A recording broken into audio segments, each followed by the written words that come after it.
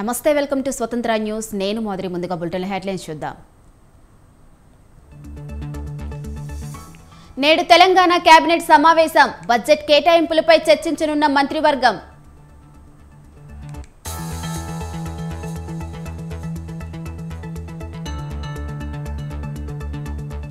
Congress party నిరుద్యోగులను మోసం చేస్తుంది హామీల అమలును విస్మరిస్తుందన్న హరీష్ రావు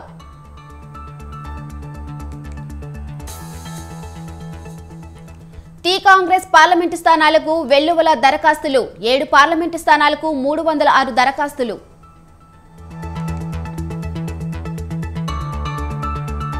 శివబాలకృష్ణ లాకర్ను ఓపెన్ చేసిన అధికారులు నగదు బంగారం స్వాధీనం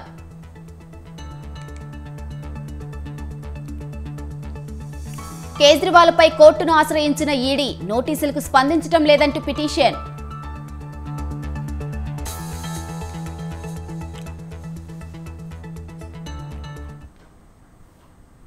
ఇక డీటెయిల్స్ చూస్తే ఏలూరు జిల్లా దెందులూరులో నిర్వహించిన సిద్ధం సభలో సీఎం జగన్మోహన్ రెడ్డి ప్రతిపక్షాలపై తీవ్రస్థాయిలో ధ్వజమెత్తారు.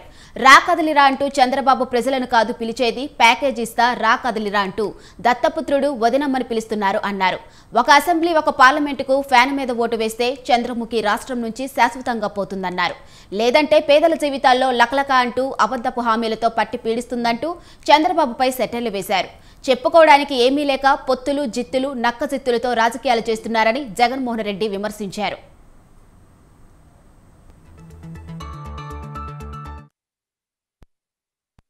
మహాభారతము మన కర్మ ఏమిటంటే మన రాష్ట్రంలో రామాయణము మహాభారతము ఈ రెండింటిలోని ఉన్న విలన్లంతా కూడా ఓ చంద్రబాబు నాయుడు గారి రూపేనా, ఓ దత్తపుత్రుడి రూపేనా, ఇతర పార్టీల్లో ఉన్న చంద్రబాబు నాయుడు గారి కోవొట్టులు. ఇంతమంది తోడేళ్లందరూ కూడా ఏకమై మీ జగన్ చుట్టూ బాణాలు పట్టుకొని రెడీగా ఉన్నారు. ఈ రోజు ఆంధ్ర రాష్ట్రంలో చూస్తా ఉన్న పరిస్థితులు గమనిస్తే, కానీ సీను వైపు నుంచి చూస్తే ఈ సీను ఎలా కనిపిస్తుంది అంటే జగన్ ఒంటరివాడిలా కనిపిస్తాడు. కానీ నిజమేమిటి అంటే ఇక్కడ కనిపిస్తా ఉన్నదే నిజం. ఇది అసలు సీను. జగన్ ఏనాడు ఒంటరి కాదు. వారికి ఉన్న సైన్యం వారి పొత్తులైతే నాకున్న తోడేమిటో తెలుసా? నా తోడు, నా ధైర్యం, నా బలం పైనున్న ఆ దేవుడు. మీరంతా మీ గుండెల్లో నన్ను పెట్టుకున్నా మీ బిడ్డ. ఇది నాకున్న బలం. 2024 ఎన్నికల్లో జగనన్న 124 సార్లు మన కోసం బటన్ నొక్కాడు. జగనన్న కోసం మనం కేవలం ఒక్కసారి జగనన్న కోసం 2 బటన్లు నొక్కలేమా అని చెప్పి ప్రతి ఇంటికి వెళ్ళి ప్రతి ఇంట్లో కూడా చెప్పండి. జగనన్నకు ఓటు వేయకపోవడము అనంటే, ప్రతిపక్షాలకు ఓటు వేయటము అనంటే దాని అర్థం ఈ స్కీముల రద్దుకు మనమే ఆమోదం తెలిపినట్టు అవుతుంది అని చెప్పి ప్రతి ఇంటికి వెళ్ళి చెప్పండి. మళ్ళీ లంచాలు, మళ్ళీ వివక్ష, మళ్ళీ వివక్ష చూపించే జన్మభూమి కమిటీలను మళ్ళీ బ్రతికించినట్టే అవుతుంది అని చెప్పి ప్రతి ఇంట్లోకి వెళ్ళి చెప్పండి. ఒకటి అసెంబ్లీకి, ఒకటి పార్లమెంటుకు ఫ్యాన్ మీద మీరు నొక్కితే, మీరు గత ఎన్నికల్లో బటన్ నొక్కి పెట్టెలో బంధించిన చంద్రముఖి బెడద ఇక శాశ్వతంగా మీకు ఉండదు. చంద్రగ్రహణాలు ఉండవు. లేదంటే చంద్రముఖి సైకిల్ ఎక్కుతుంది, టీ గ్లాస్ పట్టుకొని పేదల రక్తం తాగేందుకు లకలక అంటూ ఇంటింటికి వచ్చి అబద్ధాలతో మోసాలతో ఒక డ్రాకులా మాదిరిగా మీ తలుపు తడుతుంది. ఈ మధ్య ఈ చంద్రబాబు ఎన్టీ రామారావు గారు గుర్తుకొస్తా ఉన్నాడు. వెన్నుపోటు పొడిచేది ఆయనే, మళ్ళీ ఎన్నికలప్పుడు ఎన్టీ రామారావును గుర్తు తెచ్చుకునేది ఆయనే. ఈ మధ్య కాలంలో ఆయన అంటా ఉన్నాడు, తెలుగుదేశం పిలుస్తోంది రా కదలి రా అని చెప్పి అంటా ఉన్నాడు. పిలుస్తా ఉంది. ప్రజల్ని కాదు, పార్టీలను పిలుస్తా ఉన్నాడు, దత్తపుత్రుడిని పిలుస్తా ఉన్నాడు. నేనిచ్చే ప్యాకేజీ కోసం రా కదలి రా అని చెప్పి దత్తపుత్రుడిని పిలుస్తా ఉన్నాడు, వదినమ్మను పిలుస్తా ఉన్నాడు. కమలం పార్టీలో చేరి అక్కడ నా మనిషిగా రా కదలి రా అని చెప్పి వాళ్ళ వదినమ్మను పిలుస్తా ఉన్నాడు. రాష్ట్రాన్ని అన్యాయంగా అడ్డగోలుగా విడగొట్టిన రాష్ట్ర ద్రోహుల పార్టీని, వైఎస్ఆర్ గారి మరణం తర్వాత ఆయన పేరును కూడా అన్యాయంగా ఛార్జ్ షీట్ లో పెట్టిన నమ్మక ద్రోహుల పార్టీని 4 ఓట్లు చీల్చినా చాలు నువ్వు కూడా రా కదలి రా అని చెప్పి చంద్రబాబు నాయుడు గారు పిలుస్తా ఉన్నాడు. ఏపీసీసీ అధ్యక్షురాలు షర్మిలపై మంత్రి పెద్దిరెడ్డి రామచంద్రారెడ్డి ఘాటు వ్యాఖ్యలు చేశారు. రాష్ట్రంలో ఎన్ని పార్టీలు కుమ్మక్కైనప్పటికీ వైసీపీ ప్రభుత్వం చేపట్టిన అభివృద్ధి కార్యక్రమాల్లో గాలికి కొట్టుకుపోవాల్సిందే అన్నారు. చంద్రబాబు నాయుడు కుట్రలో భాగంగానే షర్మిల వైసీపీపై విమర్శలు చేస్తుందన్నారు. రాష్ట్రం విడిపోవడానికి చంద్రబాబే కారణమన్నారు. షర్మిలను తెరపైకి తీసుకురావడానికి చంద్రబాబే మూల కారణమని పేర్కొన్నారు. కాంగ్రెస్ పార్టీ చచ్చిపోయిన పార్టీనని, ఆ పార్టీ పాడిపోయడానికి షర్మిలతో పాటు రఘువీరారెడ్డి పర్యటించాను. ఈరోజు హిందూపురం నియోజకవర్గం పర్యటించాను. మొత్తం మీద మున్సిపాలిటీ మాత్రమే. రెండు చోట్ల కూడా ప్రజాస్పందన చాలా బాగుంది. తప్పనిసరిగా మా అభ్యర్థులు అత్యధిక మెజారిటీతో గెలుస్తారు. సరే, ఒక చంద్రబాబు నాయుడు చేసే కుట్రలో భాగంగా నేను భావిస్తాను. ఎందుకంటే వైఎస్ఆర్ కాంగ్రెస్ పార్టీ ఏర్పడడానికి కూడా మూలకారుడు చంద్రబాబు నాయుడు. ఎందుకంటే జగన్మోహన్ రెడ్డి గారి అరెస్టు వెనుక కూడా చంద్రబాబు నాయుడు ఉన్నాడు. ఈ రాష్ట్రం విడిపోయేదాని వెనుక కూడా చంద్రబాబు నాయుడు ఉన్నాడు. మరి వాళ్ళ కుటుంబం విడిపోయేదానికి కూడా చంద్రబాబు నాయుడు మూలకారకుడు. మరి షర్మిలమ్మ వారి ఉచ్చులో పడింది కాబట్టి తప్పనిసరిగా ఆమె కూడా మా పార్టీకి శత్రువుగానే మేము భావిస్తాము. ఈ మాట నేను మొట్టమొదటి రోజు షర్మిలమ్మ గురించి మాట్లాడినప్పుడే చెప్పాను. ఆమె ఏం మాట్లాడినా ఒక ప్రతిపక్ష పార్టీ సభ్యురాలుగా మాట్లాడినట్లే భావిస్తాము. దానికి తగిన విధంగా మేము కూడా స్పందిస్తాము. నిన్నటి రోజు కొంచెం నియోజకవర్గం లోక్సభ ఎన్నికల నేపథ్యంలో టీడీపీ దూకుడు పెంచింది. పార్లమెంట్ నియోజకవర్గాల వారీగా భారీ సభలు నిర్వహిస్తుంది. టీడీపీ అధినేత నారా చంద్రబాబు నాయుడు ఈ నెల 5-6 తేదీల్లో రాష్ట్ర వ్యాప్తంగా పలు నియోజకవర్గాల్లో పర్యటించనున్నారు. 5వ తేదీ అనకాపల్లి పార్లమెంట్ నియోజకవర్గంలోని మాడుగుల, ఏలూరు పార్లమెంట్ నియోజకవర్గంలోని చింతలపూడిలో రాకదలిరా సభల్లో చంద్రబాబు పాల్గొంటారు. 6వ తేదీన చిత్తూరు పార్లమెంట్లోని జీడీ నెల్లూరులో రాకదలిరా సభలో పాల్గొంటారు.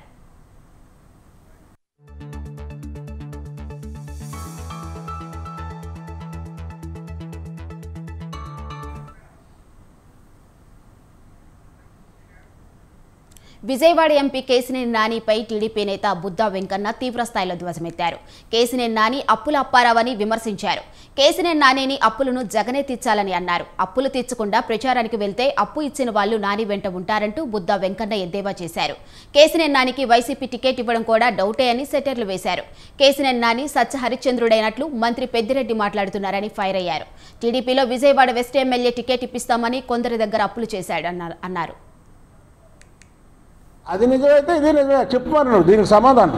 కేసినేని నాని అంట చెప్పాడంటున్నావు కదా. కేసినేని నానికి ఒక శాపం ఉంది. ఎందుకంటే తెలుగుదేశంలో ఉన్నప్పుడు మాకు చెప్పేవాడు ఎక్కడో. ఎందుకంటే ఈ మధ్య గుళ్ళకి అట్లకి వెళ్తున్నాడు చూడండి మీరు. ఎప్పటి నుంచి వెళ్తుంటాడు ఎడవల్లో గుడికి. అక్కడ చూడకుండా ఒక ముని పడుకొని ఉంటే కాలు తొక్కేశాడంట. బండగా ఉంటాడు కదా, కాలు తొక్కేస్తే మునికి బాగా నొప్పి వచ్చి లేచి చెప్పించాడు. ఈరోజు బట్టి నీ నోట్లోంచి ఏ ఒక్క నిజం చెప్పినా నీ తల 1000 ముక్కలు అయిద్దని శపించాడు. అప్పటి నుంచి ఇది కేసినేని నాని అనేవాడు పరమ వెధవ. ఆడ మాటలు చెప్పేవన్నీ కూడా అబద్ధాలే, ఒకటి కూడా నిజం చెప్పడు. జగన్మోహన్ రెడ్డిని ఉద్దేశించి అన్నాడు. అది నిజమైతే ఇది నిజమే చెప్పమని నువ్వు దీనికి సమాధానం. కేసినేని నాని అంట చెప్పాడంటున్నావు కదా. కేసినేని నానికి ఒక శాపం ఉంది. ఎందుకంటే తెలుగుదేశంలో ఉన్నప్పుడు మాకు చెప్పేవాడు ఎక్కడో. ఎందుకంటే త్వరలోనే వైసీపీ ఖాళీ అవుతుందని టీడీపీ విజయవాడ పార్లమెంట్ అభ్యర్థి కేసినేని చిన్ని అన్నారు. వైసీపీ ఎమ్మెల్యేలు, ఎమ్మెల్సీలు టీడీపీలో చేరేందుకు సిద్ధంగా ఉన్నారని తెలిపారు. కొందరు టీడీపీలో పదవులు పొంది ఇప్పుడు గుర్తింపు లేదని చంద్రబాబుపై బురద చల్లుతున్నారని ఆగ్రహం వ్యక్తం చేశారు. విజయవాడ పార్లమెంటు పరిధిలో 7 స్థానాలు టీడీపీ గెలుచుకుంటుందన్నారు. నాయకుల ఉత్సాహం చూస్తుంటే ఆల్రెడీ తెలుగుదేశం తిరువూరు సీటుని బ్రహ్మాండంగా కైవసం చేసుకోబోతుంది. అంతేకాకుండా 175 నియోజకవర్గాల్లో 165 నియోజకవర్గాలు పైగా జనసేన, టీడీపీ అభ్యర్థులు ఘన విజయం సాధించబోతున్నారు. ముందుగా మీ అందరికీ పేరు పేరున ధన్యవాదాలు. ముఖ్యంగా మా దత్తు గారు, అంతేగా జనసేన ఇన్ఛార్జ్ శ్రీనివాస్ గారికి నమస్కారాలు. మనం చాలా కష్టపడాలి. ఇంకా 75 రోజులు ఉంది. ఈ 75 రోజులు మనం కష్టపడాలి. ఎందుకంటే మనకు ఎదురు ఉన్న వాళ్ళందరూ నక్కచిత్తులు వాళ్ళందరూ ఉన్నారు. వాళ్ళు ఎన్నో ప్రలోభాలకు గురి చేస్తారు. మనం అవన్నీ చూసుకుని జాగ్రత్తగా, ప్రజలకి చాలా ఇబ్బందులు ఉన్నాయి. అందరూ కూడా ఎప్పుడెప్పుడు జనసేన టీడీపీ ప్రభుత్వం వస్తుందా అని ఎదురు చూస్తున్నారు. ఒక్కటి గుర్తుంచుకోండి, రాష్ట్ర అభివృద్ధి సాధించాలన్నా, సంక్షేమం ఉండాలన్నా, ఆత్మవిశ్వాసం, యువతలో ఆత్మవిశ్వాసం ఉండాలన్నా చంద్రబాబు నాయుడు గారు ముఖ్యమంత్రి అవ్వాలి. కాబట్టి అందరం జాగ్రత్తగా ఆలోచించి ఈసారి మనం చూస్తున్నాం. మా యువత కానీ, మా కార్యకర్తలు కానీ, మా నాయకులు కానీ తిరువూరు నియోజకవర్గంలో ఎన్నో త్యాగాలు చేశారు. నాయకుల ఈ నెల 4న ముఖ్యమంత్రి రేవంత్ రెడ్డి అధ్యక్షతన మంత్రిమండలి సమావేశం కానుంది. Budget సమావేశాలపై cabinet చర్చించనుంది. 8 నుంచి తెలంగాణ అసెంబ్లీ బడ్జెట్ సమావేశాలు నిర్వహించే అవకాశం ఉన్నట్లు సమాచారం. ఈ నేపథ్యంలో కేబినెట్ కీలక నిర్ణయాలు తీసుకోనుంది.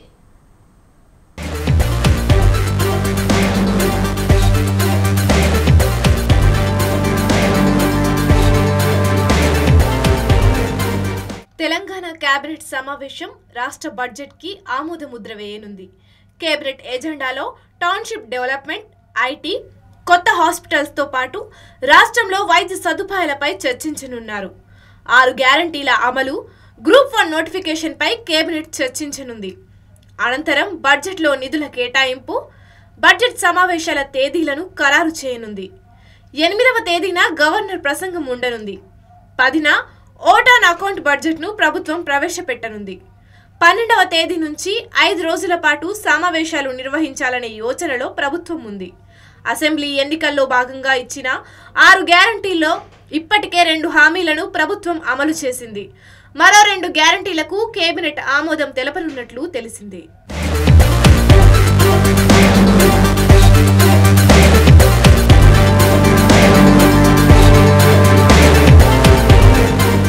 తెలంగాణలో నిధుల కేటాయింపుపై ఆసక్తి నెలకొంది. కొత్త ప్రభుత్వం కావడంతో ఏ శాఖకి ఎంత నిధులు కేటాయించనున్నారు, ఏ వర్గానికి ఎక్కువ నిధులు కేటాయిస్తారనే దానిపై ఆసక్తి నెలకొంది. కొత్త ప్రభుత్వంలో ఇచ్చిన హామీలను పూర్తి స్థాయిలో అమలు చేయాలని రాష్ట్ర ప్రభుత్వం భావిస్తోంది. మహిళలకు ఉచిత బస్సు ప్రయాణం, ఆరోగ్యశ్రీ ద్వారా వైద్యం చేయించుకుంటే 10 లక్షల వరకు ప్రభుత్వమే భరిస్తుందని ప్రభుత్వం ఇప్పటికే ప్రకటించింది. మిగతా గ్యారంటీలలో 3 గ్యారంటీల అమలుపై ప్రభుత్వం దృష్టి పెట్టింది.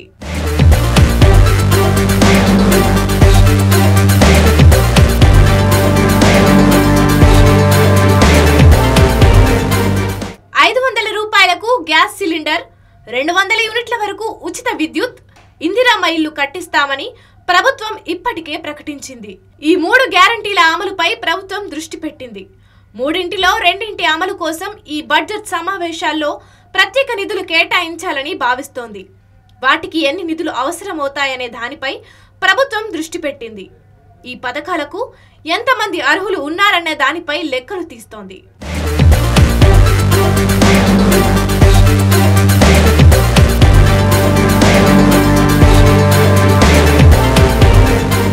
హామీల అమలుతో పాటు పరిపాలనా అవసరాల కోసం నిధులు భారీగానే కేటాయించే అవకాశం ఉందని సచివాలయ వర్గంలో చర్చ జరుగుతోంది. గతంలో ప్రభుత్వం ఆయా శాఖలకు కేటాయించిన వాటికంటే ఈసారి ఎక్కువగా కేటాయించే అవకాశం ఉంది. కొత్త ప్రభుత్వంలో మొదటి బడ్జెట్ సమావేశాలు కాబట్టి ఎన్ని నిధులు ఏ శాఖకు కేటాయించబోతున్నారు, వేటికి ప్రాధాన్యత ఇవ్వనున్నారు అనే దానిపై కేబినెట్ సమావేశంలో క్లారిటీ రానుంది.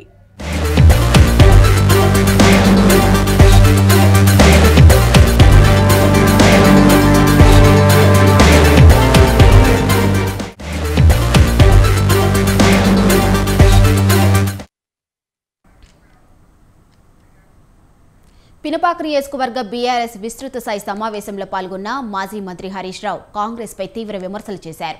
నిరుద్యోగులను మోసం చేస్తున్న కాంగ్రెస్ పార్టీపై పోలీస్ స్టేషన్లో కేసు పెట్టాలన్నారు. కాంగ్రెస్ పుణ్యమాని 6 లక్షల మంది ఆటో డ్రైవర్లు రోడ్డును పడ్డారని, 12 మంది ఆటో డ్రైవర్లు ఆత్మహత్య చేసుకున్నారని అన్నారు. రైతు బంధు, ఆసరా పింఛన్లను కాంగ్రెస్ ప్రభుత్వం ఆలస్యం చేస్తూ ప్రజలను ఇబ్బందులు పెడుతుందన్నారు. ఖమ్మం జిల్లాలో ఆర్థిక మంత్రి ఉన్నా ఒరిగిందేమీ లేదన్నారు. కాంగ్రెస్ ప్రభుత్వం తెలంగాణను ఢిల్లీలో తాకట్టు పెట్టారని ఎద్దేవా చేశారు. అధికారంలో ఉన్న ప్రతిపక్షంలో ఉన్న మేము ఎప్పుడు ప్రజల పక్షమే ఉంటామన్నారు. అన్ని మంచిగున్నా ఈ కాంగ్రెస్ వాళ్ళు ఇప్పటికీ 3 ఎకరాలకు కూడా రైతు బంధు. ఆనాడు మనం ఓడు భూములకు పట్టాలు ఇచ్చినాం, ఉచిత కరెంట్ ఇచ్చినాం, రైతు బంధు కూడా మనం ఇచ్చినాం. కానీ కాంగ్రెస్ వాళ్ళు పట్టా భూములకు లేదు, పోడు భూములకు లేదు, ఏ భూములకు కూడా రైతు బంధు ఇయ్యని పరిస్థితి. అంటే ఎటుపోతున్నాయి ఆ డబ్బులు, ఏం చేస్తున్నారు? ఇప్పటికే 14,000 కోట్ల రూపాయలు అప్పు తెచ్చినారు. మరి రైతు బంధు ఇవ్వడంలో ఆలస్యం ఎందుకు? ఆసరా పెన్షన్ ఇవ్వడంలో ఆలస్యం ఎందుకు? ఇలా ప్రజలు ఆలోచిస్తారు కదా. ఇలా రైతు బంధు ఇవ్వడంలో మార్పు వచ్చింది, ఆసరా పెన్షన్ ఇవ్వడంలో మార్పు వచ్చింది, కరెంట్ ఇవ్వడంలో మార్పు వచ్చింది, రాలేదా మార్పు? ఆటో డ్రైవర్ల జీవితాలు ఆగం చేయడంలో ఇవాళ మీరు మార్పు తెచ్చిండ్రు. చివరికి మన ప్రాజెక్టు మొత్తం ఢిల్లీ చేతిలో పెట్టి ఉన్న తెలంగాణను ఆగం చేసింది. ఇది మీరు మార్పు తెచ్చింది. ఇలా ఏమైంది? నాగార్జున సాగర్, శ్రీశైలం ప్రాజెక్టు మన అన్ని అవుట్లెట్లకు కూడా ఇలా కృష్ణా బోర్డుకు అప్పచెప్పి అన్ని మంచిగున్నా ఈ కాంగ్రెస్ వాళ్ళు ఇప్పటికీ 3 ఎకరాలు. పార్లమెంట్ ఎన్నికలకు ముందు కేంద్రం ప్రవేశపెట్టిన బడ్జెట్లో రైల్వేకు 2,52,000 కోట్ల బడ్జెట్ కేటాయించింది. 2023-24 బడ్జెట్తో పోలిస్తే ఈసారి నిధుల కేటాయింపు కాస్త పెరిగినా కొత్త ప్రాజెక్టుల ప్రకటన పెద్దగా కనిపించలేదు. తెలుగు రాష్ట్రాలకు సంబంధించి కేంద్ర సర్కార్ 14,209 కోట్ల రూపాయల బడ్జెట్ కేటాయించింది.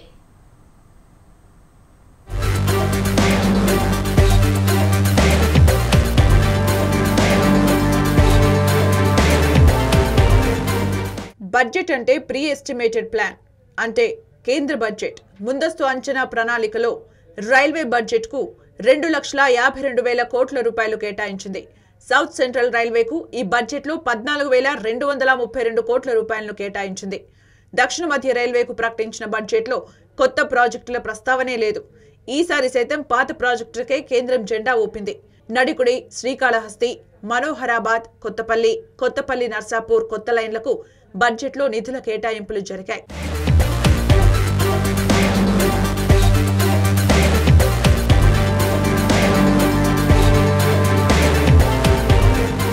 పుష్కర కాలం క్రితం ప్రారంభమైన కాజీపేట విజయవాడ గూడూరు, కాజీపేట బల్హార్లా 3వ లైన్ ప్రాజెక్టులకు ఈ బడ్జెట్లో కేంద్రం నిధులు కేటాయించింది. డంబ్లింగ్, బైపాస్ లైన్లు, సేఫ్టీకి సంబంధించిన లెవెల్ క్రాసింగ్ బ్రిడ్జ్లు, ఆర్ఓబి, ఆర్యూబీలకు ఎప్పటిలాగే ఈ బడ్జెట్లో నిధుల కేటాయింపులు జరిగాయని దక్షిణ మధ్య రైల్వే జీఎం అరుణ్ కుమార్ జైన్ అన్నారు.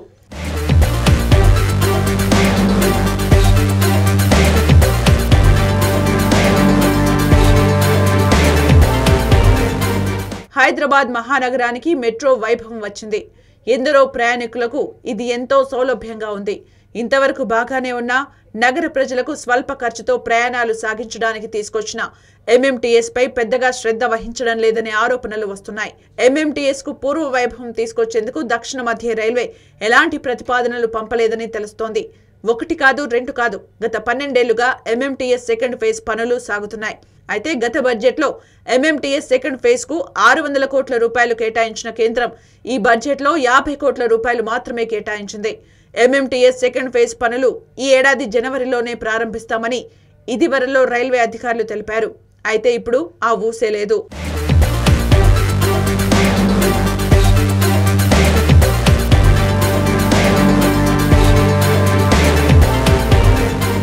ఆర్భాటంగా ప్రారంభించిన ప్రాజెక్టులు నిర్ణీత సమయంలో పూర్తయితే దేశాభివృద్ధికి సాధ్యమవుతుంది.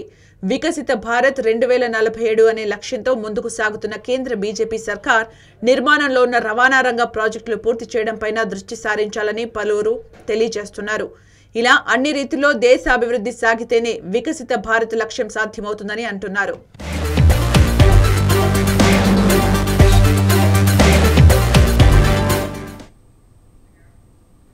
రాష్ట్ర ప్రభుత్వ సలహాదారుగా మహమ్మద్ అలీ షబ్బీర్ బాధ్యతలు స్వీకరించారు. బీఆర్ అంబేద్కర్ సచివాలయంలోని తన కార్యాలయంలో ప్రార్థనల అనంతరం పదవీ బాధ్యతలు చేపట్టారు.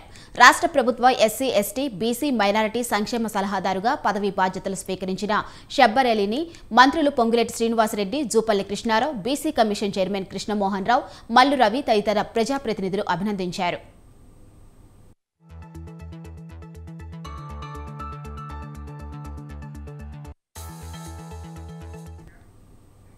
ఎల్కే అద్వానీకి భారతరత్న ప్రకటించడాన్ని ఎంఐఎం అధినేత అసదుద్దీన్ ఓవైసీ తప్పుపట్టారు.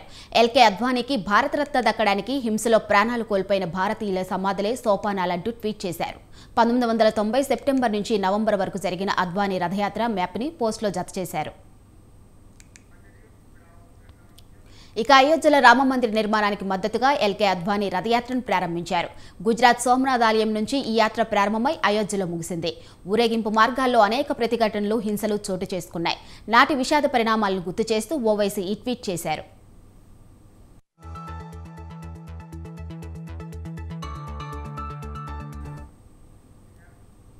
పంజాబ్ గవర్నర్ బన్వరీలాల్ పురోహిత్ రాజీనామా చేశారు. తన రాజీనామా లేఖను రాష్ట్రపతి ద్రౌపది ముర్ముకు పంపించారు. వ్యక్తిగత కారణాలతో పాటు ఇతర బాధ్యతలు ఉన్నందున పంజాబ్ గవర్నర్ పదవి సహా కేంద్రపాలిత ప్రాంతం ఛత్తీస్గఢ్ అడ్మినిస్ట్రేటర్ పదవికి రాజీనామా చేస్తున్నట్లు పురోహిత్ తెలిపారు.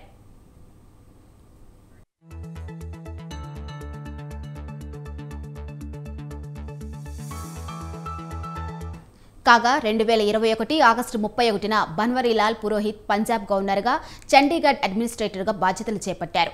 అంతకుముందు తమిళనాడు, అసోం, మేఘాలయ రాష్ట్రాలకు గవర్నర్గా పనిచేశారు. శుక్రవారం ఢిల్లీలో కేంద్ర హోంమంత్రి అమిత్ షాను బన్వరీలాల్ పురోహిత్ కలిశారు. ఆ మరుసటి రోజే రాజీనామా చేయడం చర్చనీయాంశంగా మారింది.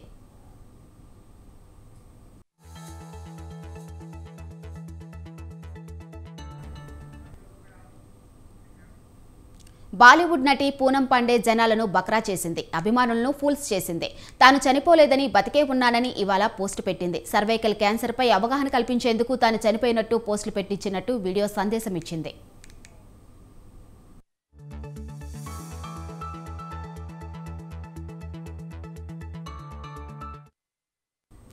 సర్వైకల్ క్యాన్సర్తో పూనం పాండే చనిపోయినట్టు నిన్నంతా సోషల్ మీడియాలో ప్రచారం జరిగింది. పూనం పాండే మేనేజర్ ఈ పోస్టు చేశాడు. చిన్న వయసులోనే పూనం పాండే చనిపోవడంపై అభిమానులు ఆవేదన వ్యక్తం చేశారు.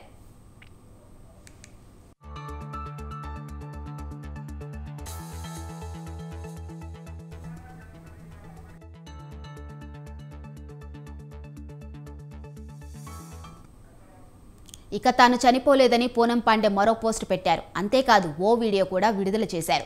సర్వైకల్ క్యాన్సర్పై చాలా మంది మహిళలకు తెలియదని, దీనిపై అవగాహన కల్పించేందుకు తాను చనిపోయినట్లు ప్రచారం చేసినట్లు వీడియో ద్వారా చెప్పుకొచ్చారు. అయితే పూనం పాండే తీరుపై నెటిజన్లు విమర్శలు గుప్పిస్తున్నారు. జనాలను బకరా చేయటమే కాకుండా కవరింగ్ పోస్ట్ పెట్టడంపై మండిపడుతున్నారు. పబ్లిసిటీ కోసం ఇలాంటి తప్పుడు ప్రకటనలు చేస్తారంటూ ఆగ్రహం వ్యక్తం చేస్తున్నారు. It's Poonam. I'm sorry I've caused a stir and I'm sorry to those whom I've hurt. My intention to shock everyone into the conversation that we are not talking enough about, which is cervical cancer. Yes, I faked my demise. Extreme, I know. But suddenly we all are talking about cervical cancer, aren't we? It's a disease that silently takes your life. And this disease needed the spotlight urgently. I'm proud of what my death news has been able to achieve. And for those who have questions for me, I will see you live on Hot to Fly. Hi. ఇవి bulletin updates చూస్తూనే ఉండండి స్వతంత్ర. Has been able to achieve.